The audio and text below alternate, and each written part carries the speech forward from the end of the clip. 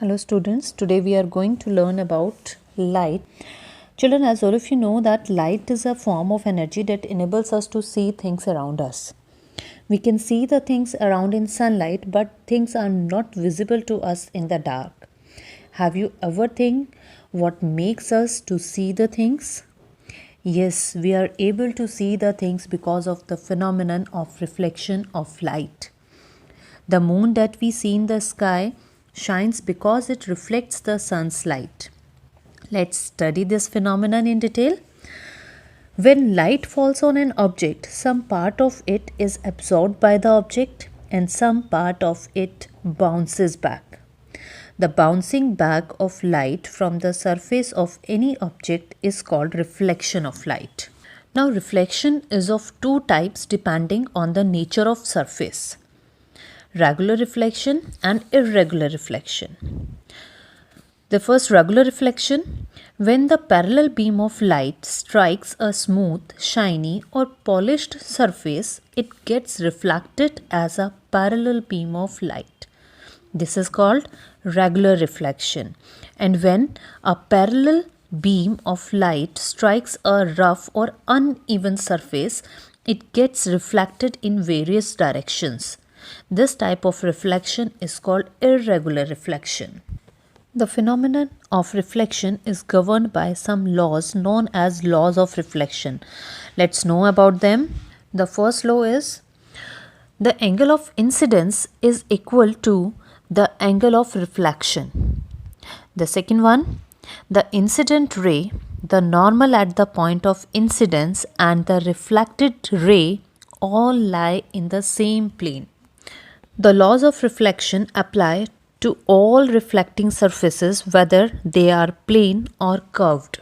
Now the next topic is characteristics of the images formed by a plane mirror. In class 7th, you have learned the characteristics of the image formed by a plane mirror. Let us recall the same. The very first is the image on a plane mirror is of the same size and shape as the object. The second, the image on a plane mirror is erect. Third, the image formed on a plane mirror is virtual, that is, the image cannot be obtained on a screen. The fourth one, the image formed on a plane mirror is at the same distance behind the mirror as the object is in front of it. The last one, the image on a plane mirror is literally inverted with respect to the object. Now the next is luminous objects and non-luminous objects. In class 6th, you have learned that objects like sun, stars, burning candles, glowing tube lights, and lighted electric bulb, which gives out their own light, are called luminous objects. And the objects that do not emit light of their own, like chair, table, bird, plants, are called non-luminous objects. Most of the objects around us are non-luminous.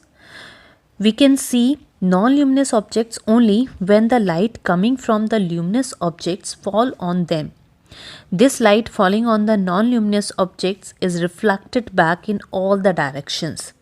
And when this reflected light enters our eyes, we are able to see the non-luminous object. This is how we are able to see the world around us. Now the next is multiple images. If two plane mirrors are placed together, we do not get two images. However, by varying the angles between two mirrors, it is possible to get a number of images. When you visit a salon or a beauty parlor, you are made to sit in front of a mirror. After your haircut, the hairdresser holds a mirror behind you to show you how the hair has been cut. So you need two mirrors to see the back of your own head. So when two mirrors are inclined to each other at any angle, they form many images of the object. It happens because the image formed by one mirror acts as the object for the second mirror. Many images formed in this manner are called multiple images. The next is kaleidoscope. A kaleidoscope is a device that produces patterns. It operates on the principle of multiple reflection. It consists of mirrors inclined to each other to form multiple images of the object in front of it. Typically, there are three rectangular mirrors. The sitting of the mirror is at 60 degree so that they form a triangle. A kaleidoscope creates beautiful patterns which change when it is rotated. Designers of wallpapers, fabrics, and artists use kaleidoscopes to get ideas for new patterns. The next topic is dispersion of light. The phenomena of splitting of white light into its component colors on passing through a transparent medium like a glass prism is called dispersion of light. The next one is spectrum of white light. It is a band of 7 colors formed on a white screen when white light passes through a prism. Now the next very important topic it is the human eye. Children, eyes are the most precious and the valuable gift given to us by nature. Eyes help us to see things. Our eyes are a natural camera. The eye consists of an eyeball that is nearly spherical in shape. The eyeball is kept firm by the presence of a jelly-like substance called the aqueous humor in front of the lens and vitreous humor behind the lens. Eyes help us to see things around us. The eyelid protects the eyes from injury and shut out light when not required. Let's study about the different parts of an eye. The first one is sclera. It is the outermost covering of the eye that is made of white fibrous tissues. It protects the internal parts of the eye. The next one is choroid. The dark grey pigmented layer attached to the sclera on its inner side is called the choroid. It is richly supplied with blood vessels. It darkens the eye from inside and hence prevents any internal reflection. The next one is cornea. The sclera layer continues in the front of the eye as cornea. It is the transparent white portion of the eye which covers the transparent bulk on the surface of the eyeball. And the function of the cornea is it allows the light to enter into the eyeball. The next one is retina. It is a delicate membrane just behind the eyeball. It acts as a screen on which the image is formed. It has light sensitive receptors called rods and cones. Cones are sensitive to color while rods are sensitive to the intensity of light. The next one is iris. The colored part of the eye behind the cornea is called iris. It regulates the amount of light entering the eye by adjusting the size of the pupil. Pupil is a circular aperture in the center of the iris. In dim light, the iris makes the pupil enlarge to allow more light to enter the eye. In bright light, the iris makes the pupil contract to reduce the amount of light entering the eye. The next one is crystalline lens. It is a transparent crystalline double convex lens situated just behind the iris. It is held in its position with the help of ciliary muscles. The next is suspensory ligaments. Along with ciliary muscles, suspensory ligaments are also attached to the lens. The next is ciliary muscles. These are the muscles which hold eye lens in proper place. Next is optic nerve. Optic nerve consists of about 1 million separate nerve fibers that connect the rods and the cones of the retina to the brain. Its function is to carry optical messages in the form of electric signals to the brain. Now the next is aqueous humor. The space of the eye between the cornea and the eye lens is filled with a clear watery fluid which is known as aqueous humor. Next is vitreous fluid. The space between retina and the lens is filled with a fluid called vitreous fluid. It keeps the eye wet. It is mainly composed of water. It occupies 2/3 of the volume of eye. Now the last is blind spot.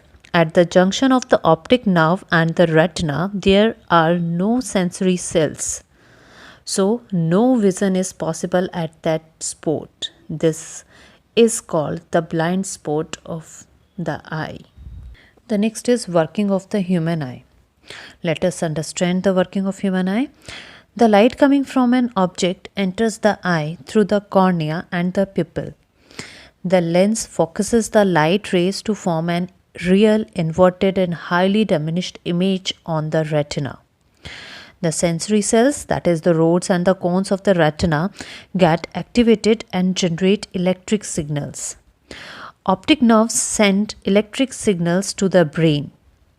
Then the brain interprets these signals and renders the erect image of the object. Now the next is persistence of vision. The ability of the eye to continue to see images even after the object is removed is called persistence of vision. This happens for a very short time, about 1/16th of a second, because the image is retained on the retina for this much time. The next is power of accommodation.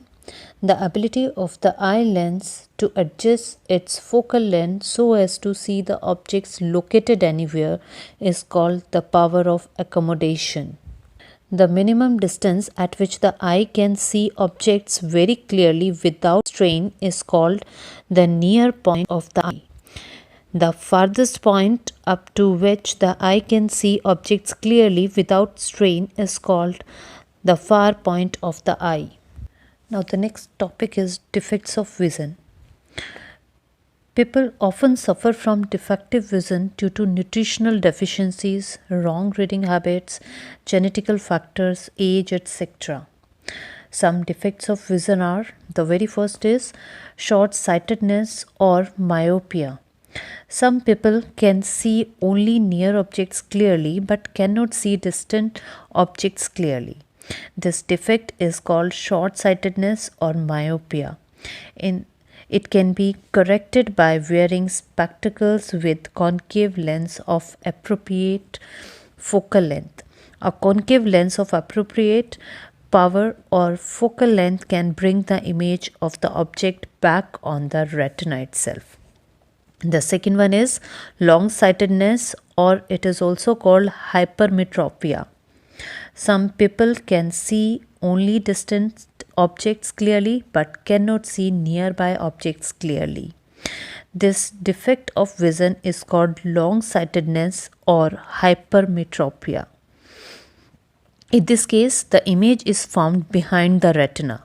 This defect can be corrected by wearing spectacles with convex lens of appropriate focal length. Eyeglasses with converging lenses supply the additional focusing power required for forming the image on the retina. The third one is cataract. It is a leading cause of blindness among the adults of 45 years of age and older. The eye lens becomes cloudy. Because of this cloudiness, light rays do not pass easily through the lens to focus on the retina. As a result, things look foggy or cloudy. People with cloudy eye lens are said to have cataract. Cataract can be treated surgically or through laser by replacing the eye lens with a new artificial lens. Thank you. This is all about this chapter.